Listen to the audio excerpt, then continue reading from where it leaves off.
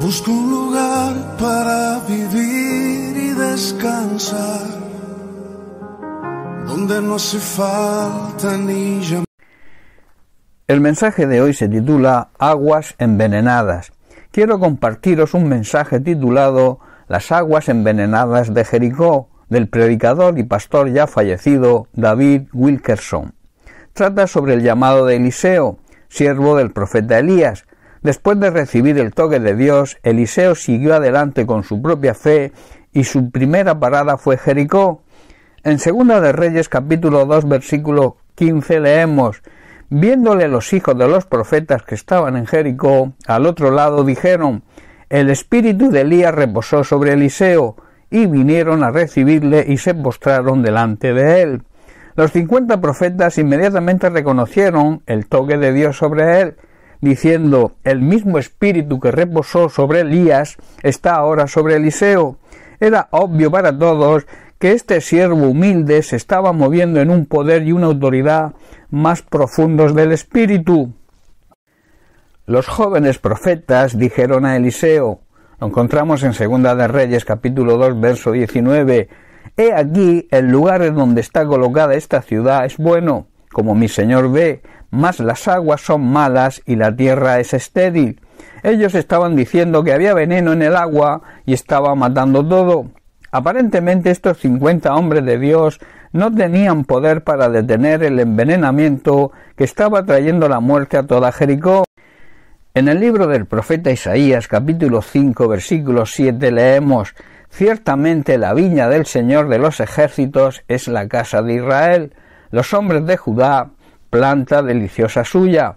Ese lugar grato, esa planta deliciosa del Señor se refiere al ministerio de los siervos de Dios.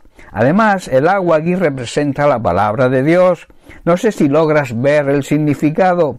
El agua envenenada de Jericó significa la palabra contaminada y predicada desde los púlpitos en las ciudades.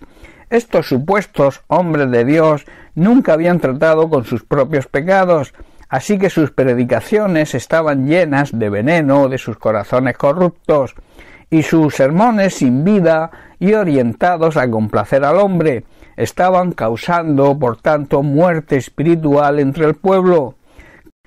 Analicemos ahora cuál fue la cura para el veneno en Jericó, y aquí se desprende una gran enseñanza. Se tenía que purificar el suministro del agua, y esto fue justamente lo que hizo Eliseo. Tomó una vasija limpia, la llenó con sal y la vertió en el lugar del nacimiento del agua de la ciudad. Pronto todas las aguas estaban limpias y la vida empezó a brotar alrededor. La sal que usó Eliseo representa el evangelio de pureza y de santidad, y la vasija limpia que él usó representa a aquellos ministros que han sido limpiados por la sangre de Cristo, santificados por el fuego purificador del Espíritu, y están preparados para predicar el evangelio puro y sin mancha. Amados hermanos, solamente vajillas limpias y puras, vajillas que caminen en santidad, personas y siervos de Dios que prediquen la palabra pura con unción fresca, pueden cortar de raíz la corriente maligna de la palabra contaminada que se infiltra en la casa de Dios hoy en día, que se infiltra en su iglesia. En Juan capítulo 4 vemos a Jesús y la mujer samaritana hablando sobre el agua pura y sin contaminar. Dice el versículo 7, vino una mujer de Samaria a sacar agua, y Jesús le dijo, dame de beber. Versículo 10, respondió Jesús y le dijo, si conocieras el don de Dios y quién es el que te dice dame de beber, tú le pedirías a él y él te daría agua viva. Versículo 13, respondiendo Jesús le dijo, cualquiera que bebiere de esta agua volverá a tener sed. Se refería al agua del pozo, mas el que bebiere del agua, de la palabra que yo le daré, no tendrá sed jamás, sino que el agua, la palabra que yo le daré, será en él una fuente de agua que salte para vida eterna.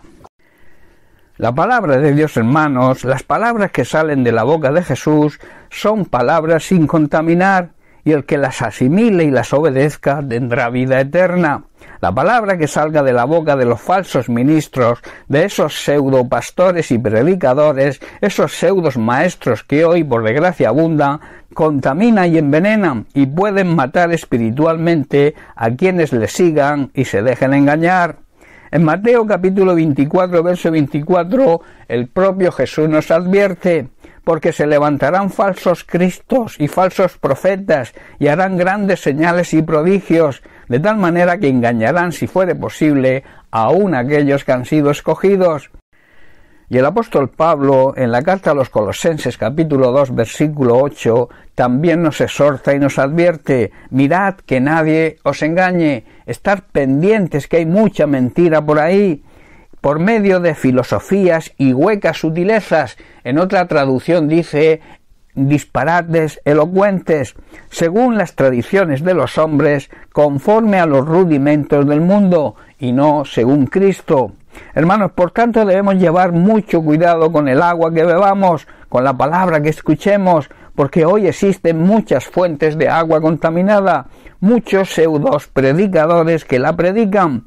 En Romanos capítulo 12, versículo 2, Pablo también nos exhorta y nos dice: no vivan ya según los criterios del tiempo presente, al contrario, cambien su manera de pensar, para que así cambie su manera de vivir y lleguen a conocer la voluntad de Dios, es decir, lo que es bueno, lo que es grato y lo que es perfecto.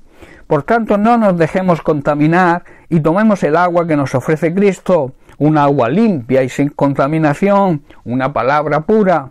Bien, pues hasta aquí el mensaje de hoy. Que Dios te bendiga. Un abrazo.